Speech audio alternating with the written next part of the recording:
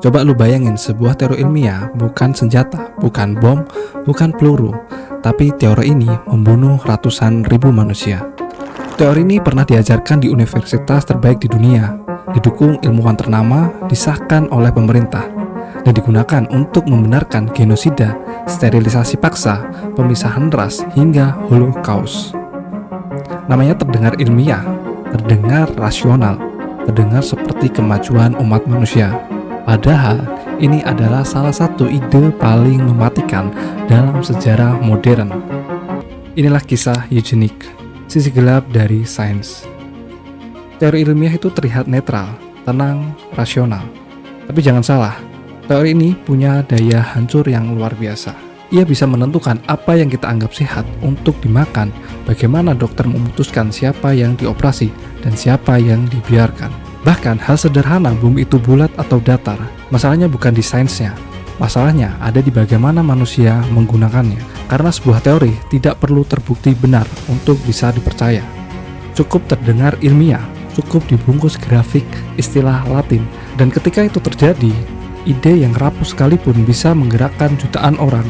Ia bisa mengubah cara masyarakat berpikir, menggeser batas norma, bahkan mengubah hukum negara.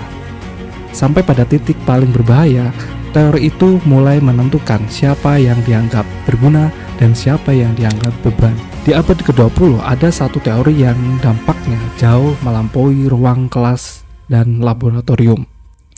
Teori ini memberi alasan yang terdengar masuk akal untuk melakukan hal-hal yang sebenarnya tidak manusiawi. Ini dipakai oleh individu yang ingin merasa benar dan oleh negara yang ingin merasa sah. Atas teori ini, orang dipisahkan karena rasnya, dipaksa mandul karena dianggap cacat, dibunuh karena darahnya dinilai tidak murni. Genosida, pemisahan ras, hukum yang menilai manusia berdasarkan silsilah, bukan martabat. Dan yang paling mengganggu, teori ini tidak sepenuhnya hilang. Sampai hari ini, ia masih muncul kembali dalam bentuk yang lebih halus. Sebagai ilmu, sebagai kebijakan, sebagai demi kebaikan bersama. Teori itu bernama eugenik. Kalau kita dengar kata eugenik hari ini kesannya langsung ekstrim, keji, Nazi, genosida. Tapi masalahnya eugenika tidak lahir sebagai ide jahat. Justru sebaliknya, eugenik lahir di ruang-ruang intelektual, di kampus, di laboratorium, di meja para ilmuwan terhormat. Awalnya ide ini terdengar masuk akal. Kalau hewan bisa dikawinkan secara selektif agar lebih kuat, lebih sehat, lebih unggul, kenapa manusia tidak? Kalau penyakit bisa diwariskan, kenapa tidak disegah dari awal? Dan dari pertanyaan-pertanyaan inilah eugenik mulai tumbuh, bukan sebagai kekerasan, tapi sebagai solusi. Solusi untuk memiskinkan, solusi untuk kriminalitas, solusi untuk kemunduran masyarakat. Dan masalahnya, begitu manusia mulai diberi kuasa untuk menentukan siapa yang lebih baik, disitulah segalanya mulai rusak. Karena pertanyaan berikutnya selalu muncul, siapa yang menentukan standar unggul? Siapa yang dianggap cacat? Siapa yang layak untuk berkembang? Dan siapa yang sebaiknya tidak dilahirkan? Dan perlahan jawaban tidak lagi soal kesehatan. Ia berubah menjadi soal kelas sosial, soal ras, soal agama, soal ideologi. Orang miskin dianggap lemah secara genetik. Orang dengan disabilitas dianggap kesalahan biologis. Kelompok minoritas dicap sebagai ancaman bagi kemurnian bangsa. Dan yang paling berbahaya, semua itu dibungkus dengan bahasa ilmiah. Grafik, statis, tes kecerdasan, seolah-olah ini bukan kebencian, melainkan keputusan rasional. Negara lalu ikut masuk, hukum dibuat, kebijakan diterapkan. Sterilisasi paksa, larangan menikah, pembatasan imigrasi, penghapusan hak dasar, semua itu dilakukan bukan dengan teriakan kebencian, tapi dengan tanda tangan dan stempel resmi. Dan dari sinilah eugenik berubah dari teori menjadi mesin yang secara pelan-pelan menggilas kemanusiaan. Dan untuk memahami bagaimana ide ini bisa berkembang di sejauh itu, kita harus mundur ke satu titik penting. Sebuah buku ditulis oleh seorang ilmuwan yang sangat terhormat, buku yang tidak pernah dimaksudkan untuk melahirkan kebengisan, namun justru menjadi benihnya. Judulnya On the Origin of Species, karya Charles Darwin. Dan dari sinilah sisi gelap sains benar-benar dimulai. Semua ini tidak dimulai dari kebencian. Ia dimulai dari sebuah buku ilmiah tahun 1859. Charles Darwin, penerbit karyanya Mengubah Dunia of the Origin of Species. Buku ini memperkenalkan satu ide revolusioner, makhluk hidup berevolusi melalui seleksi alam. Bagi ilmu pengetahuan, ini adalah kehormatan besar. Namun bagi sebagian orang, ini bukan hanya teori biologi. Ini adalah peta kekuasaan. Karena pertanyaannya kemudian bukan lagi soal hewan, tapi soal manusia. Kalau seleksi alam berlaku di alam liar, apakah itu juga berlaku di masyarakat? Apakah kemiskinan adalah tanda ketidakmampuan? Apakah kecerdasan adalah bukti keunggulan genetik? Dan apakah orang sakit memang seharusnya tersingkir? Darwin sendiri tidak pernah mengatakan itu. Masalahnya, buku Darwin dibaca oleh orang lain dan ditarik ke arah yang berbeda. Salah satu orang itu adalah sepupunya sendiri. Namanya Francis Galton. Galton terobsesi pada suatu pertanyaan sederhana. Kenapa orang sukses sering datang dari keluarga yang sama? Ia mengumpulkan data, hakim, ilmuwan, politisi, seniman. Lalu ia melihat pola. Anak dari orang hebat lebih sering menjadi hebat. Dan dari sinilah Galton menarik kesimpulan besar. Kecerdasan, bakat, bahkan karakter moral diturunkan lewat darah. Tahun 1869, ia menulis buku Hereditary Genius. Isinya terdengar ilmiah, penuh statistik, penuh tabel. Dan dari situlah bahaya pertama muncul. Karena Galton tidak berhenti pada obsesinya. Ia mulai mengusulkan solusi jika sifat unggul bisa diwariskan. Maka persyaratan seharusnya mendorong orang unggul untuk punya lebih banyak anak. Dan sebaliknya, orang yang dianggap rendah kualitasnya sebaiknya tidak berkembang biak. Galton memberi nama pada ide ini eugenik. Dari bahasa Yunani, eu, baik, genix, kelahiran. Artinya kelahiran yang baik. Kedengarannya indah, nyaris seperti perencanaan keluarga. Galton tidak langsung bicara soal kekerasan. Ia bicara soal insentif, soal pendidikan, soal dorongan sosial. Orang pintar diberi hadiah jika menikah lebih cepat. Warga elit didorong punya banyak anak. Sementara yang tidak diinginkan disarankan untuk tidak hidup. Namun masalahnya, sekali sebuah ide mengatakan sebagian manusia lebih bernilai daripada yang lain, langkah berikutnya selalu sama. Siapa yang menentukan nilainya? Dan dari sinilah eugenika mulai lepas kendali. Karena Galton membuka pintu dan orang-orang setelahnya mendorongnya lebih keras. Di akhir abad ke-19, eksperimen Gregor Mendel tentang kandang polong ditemukan kembali. Sifat diwariskan lewat unit-unit kecil yang kelak kita sebut gen. Bagi dunia sains, ini penemuan yang besar. Bagi eugenik, ini dianggap pembenaran ilmiah. Sekarang ide manusia unggul tidak lagi sekedar opini. Ia punya istilah, punya grafik, punya legitimasi. Dan inilah momen ketika eugenik berhenti menjadi wacana akademik dan mulai berubah menjadi kebijakan publik. Namun anehnya, ini tidak terjadi pertama kali di Jerman Nazi. Justru di negara yang sering kita anggap pelindung kebebasan, Amerika Serikat, dan dari sinilah eksperimen sosial terbesar eugenik dimulai. Kalau lu berpikir bahwa eugenik pertama kali diterapkan oleh Nazi, itu keliru. Sebelum Jerman, sebelum Hitler, dan sebelum kamp konsentrasi, eugenik lebih dulu dilegalkan di Amerika Serikat. Awal abad ke-20, Amerika sedang berada di puncak percaya diri. Industri maju, ilmu pengetahuan berkembang pesat, dan satu keyakinan yang menguat. Kalau sains bisa memperbaiki mesin, kenapa tidak dengan memperbaiki manusia? Dan disinilah eugenik menemukan rumah yang subur. Salah satu tokoh kuncinya adalah Charles Davenport, seorang ahli biologi yang sangat dihormati. Davenport percaya bahwa kemiskinan, kriminalitas, penyakit mental, bahkan kemalasan adalah sifat bawaan, bukan hasil lingkungan, bukan karena ketidakadilan sosial, namun karena darah yang salah. Tahun 1910, Davenport mendirikan lembaga bernama Eugenic Record Office di Cold Spring Harbor, New York. Tugasnya terdengar ilmiah, mengumpulkan data keluarga Amerika, tapi praktek yang mengerikan. Petugas lapangan ERO dikirim ke rumah sakit jiwa, panti asuhan, penjara, komunitas miskin.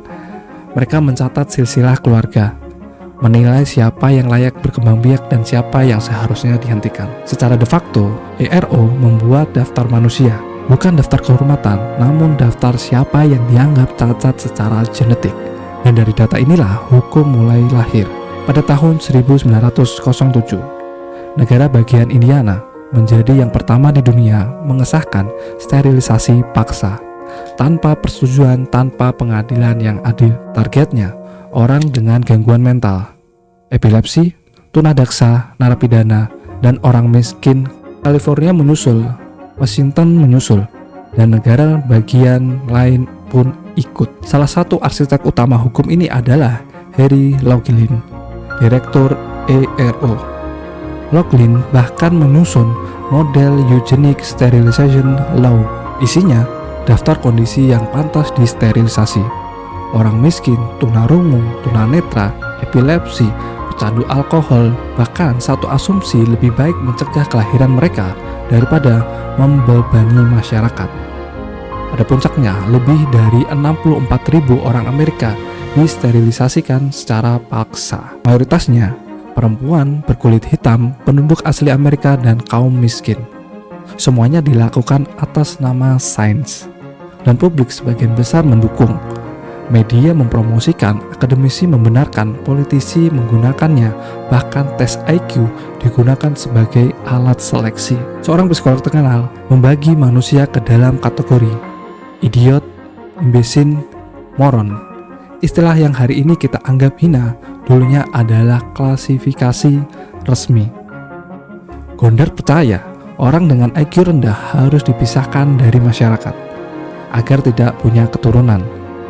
Ia bahkan melakukan tes IQ di Pulau Ellis, gerbang imigrasi Amerika, dan hasilnya imigran kelas bawah dicap berpikiran lemah. Dan ini menjadi dasar hukum berikutnya, Undang-Undang Imigrasi 1924. Hukum ini membatasi imigrasi dari Asia, Eropa Timur, dan Eropa Selatan karena dianggap merusak gen bangsa. Eugenik tidak lagi tersembunyi. Ia diajarkan di sekolah kedokteran, didanai oleh yayasan besar. Salah satunya adalah Rockefeller. Eugenik menjadi arus utama, namun dunia sedang menonton. Dan ada satu negara yang belajarnya sangat cepat dari Amerika Serikat. Satu negara ini mengambil ide ini dan mendorongnya jauh melampaui batas. Namanya Jerman. Dan di sanalah Eugenik berhenti berpura-pura menjadi kebijakan kesehatan. Ia berubah menjadi mesin pembunuhan. Ketika Nazi naik ke puncak kekuasaan tahun 1933, mereka tidak menciptakan eugenik dari nol. Mereka mewarisi, menyempurnakan, dan mempercepat ide-ide yang sudah beredar di dunia barat, termasuk dari Amerika Serikat. Banyak ilmuwan Jerman mempelajari hukum sterilisasi Amerika. Bahkan model hukum sterilisasi Nazi secara langsung terinspirasi dari model Eugenic Sterilization Law buatan Harry Laughlin. Hitler sendiri menyebutkan kebijakan eugenik Amerika sebagai contoh keberanian politik. Dan pada tahun 1933, Jerman mengesahkan undang-undang yang bernama Law for the Prevention of Hereditary, hukum pencegahan keturunan yang sakit. Isinya sederhana, dingin dan mematikan. Jika seseorang dianggap memiliki penyakit keturunan, negara berhak menghentikan keturunannya. Dan mereka membuat daftar penyakit yang mencakup skizofrenia, epilepsi, gangguan bipolar, tunarungu, tunanetra, kelumpuhan, bahkan alkoholisme. Pengadilan khusus dibentuk namanya Genetic Health Courts. Pasien tidak bisa menolak, tidak ada pengacara, tidak ada banding. Hasilnya, lebih dari 400.000 orang disterilisasikan secara paksa di Jerman Nazi. Dan ini baru permulaan. Karena logikanya, eugenik tidak pernah berhenti disterilisasikan. Kalau seseorang dianggap tidak produktif, tidak bisa disembuhkan, bahkan hanya menjadi beban negara, maka pertanyaannya bergeser dari haruskah mereka punya anak menjadi haruskah mereka hidup. Pada tahun 1939, program rahasia pun dimulai. Namanya Action T4. Targetnya orang dengan disabilitas mental dan fisik, anak-anak, bayi, pasien rumah sakit jiwa. Dokter bukan tentara yang memutuskan hidup dan mati. Formulir diisi, tanda silang diberikan, dan pasien dipindahkan. Kenyataannya mereka dibunuh dengan suntikan mematikan, kelaparan, atau gas beracun. Diperkirakan sekitar 300.000 orang dibunuh dalam program T4 ini. Dan dari sinilah titik balik yang paling mengerikan. Teknologi pembunuh massal yang efisien, ruang gas, sistem logistik, klasifikasi korban dikembangkan di T4, lalu dipindahkan ke tempat yang kita kenal hari ini sebagai camp pemusnahan Holocaust. Eugenik bukan hanya mendahului Holocaust, ia membukakan pintu. Yahudi, Roma, Slavia, dan kelompok lainnya dikategorikan sebagai ras inferior. Bukan karena kejahatan, bukan karena perang, namun karena darah. Karena eugenik mengajarkan satu hal yang paling berbahaya, bahwa nilai manusia bisa diukur secara ilmiah. Dan ketika sains dipaksa, tanpa etika, tanpa empati, tanpa batas, hasilnya bukan kemajuan, hasilnya adalah genosida yang dilegalkan. Setelah Perang Dunia berakhir, dunia terkejut. Pengadilan Nuremberg membuka arsip. Dokter-dokter diadili. Eksperimen manusia terungkap. Dan eugenik resmi dianggap aib. Ilmu yang dulunya dibanggakan tiba-tiba menjadi sesuatu yang ingin dilupakan oleh semua orang. Namun masalahnya satu, eugenik tidak benar-benar mati. Ia hanya berganti wajah. Setelah Nazi kalah dan seberapa Holocaust terbongkar, kata eugenik menjadi kata yang terlarang. Tak ada ilmuwan yang waras yang mau lagi menyebut dirinya eugenika. Tak ada negara yang berani terang-terangan mengatur kualitas manusia. Dunia sepakat, ini tidak boleh terulang. Namun, ide dibalik eugenik tidak ikut dikubur. Ia hanya berganti nama, berganti bahasa, berganti kemasan. Dan di Amerika Serikat, program sterilisasi paksa tidak langsung berhenti. Beberapa negara bagian masih menjalankan hingga tahun 1960-an. Korban utamanya perempuan miskin, kulit hitam, penduduk asli, dan penyandang disabilitas. Tidak ada lagi slogan kemurnian ras. Tapi, dengan istilah yang terdengar lebih manusiawi, kesehatan publik, beban ekonomi, kepentingan anak, eugenik tidak lagi dibungkus ideologi, namun kebijakan administratif. Masuk ke era modern, eugenik menemukan rumah barunya. Teknologinya hari ini kita punya. Screening genetik, tes DNA pranetal, seleksi embrio, fertilisasi, dan disinilah dilema besar muncul. Kalau dokter bisa mendeteksi penyakit genetik sejak dini, bukankah itu hal baik? Kalau orang tua ingin mencegah anaknya lahir dengan penderitaan berat, bukankah itu bentuk kasih sayang? Pertanyaannya bukan boleh atau tidak. Pertanyaannya di mana batasannya. Karena sejarah mengajarkan satu hal, eugenik selalu dimulai dengan niat baik. Supaya anak tidak menderita, supaya masyarakat lebih sehat, supaya negara lebih kuat. Lalu pelan-pelan standar cacat melebar. Bukan cuma penyakit fatal, namun IQ di bawah rata-rata, gangguan belajar, kondisi psikologis, bahkan sifat kepribadian. Dan ketika teknologi memungkinkan kita memilih, maka manusia berubah dari penerimaan kehidupan menjadi kurator kehidupan. Contoh ekstrimnya pernah ada Genius Sperm Bank di Amerika 1980 sampai 1999. Sebuah bank sperma yang hanya menerima donor berprestasi tinggi, ilmuwan, profesor, pemenang Nobel. Tujuannya adalah menciptakan generasi unggul. Secara hukum sah, secara etika abu-abu, secara historis sangat familiar. Karena ini bukan tentang sperma, ini tentang siapa yang dianggap layak diwariskan. Hari ini tidak ada lagi profesor eugenik di jalan, tidak ada lagi pengadilan kesehatan genetika. Tapi algoritma ada, statistik ada, insentif ekonomi ada. Dan tanpa kita sadari, pertanyaan lama kembali muncul dengan suara yang lebih sopan. Apakah semua kehidupan layak diperjuangkan, atau hanya yang memenuhi standar tertentu? Eugenik modern tidak memakai seragam Nazi, ia memakai jas laboratorium, bahasa ilmiah, dan presentasi PowerPoint. Itulah mengapa eugenik hari ini jauh lebih berbahaya, karena ia tidak memaksa namun meyakinkan. Dan ketika pilihan itu tampak rasional, manusia sering lupa untuk bertanya soal moral. Eugenik bukan cerita tentang ilmuwan yang jahat, bahkan juga bukan sekedar kisah rezim yang kejam. Eugenik adalah cerita tentang manusia biasa yang terlalu percaya diri bahwa mereka tahu siapa yang layak hidup dan siapa yang tidak. Francis Galton tidak memulai ini dengan niat membunuh. Para dokter Nazi tidak bangun pagi sambil berpikir siapa hari ini yang akan menjadi korban. Semuanya dimulai dengan kalimat yang terdengar masuk akal. Kita hanya mengikuti sains. Ini demi masa depan yang terlihat lebih baik dan demi kebaikan bersama. Dan dari situlah masalahnya.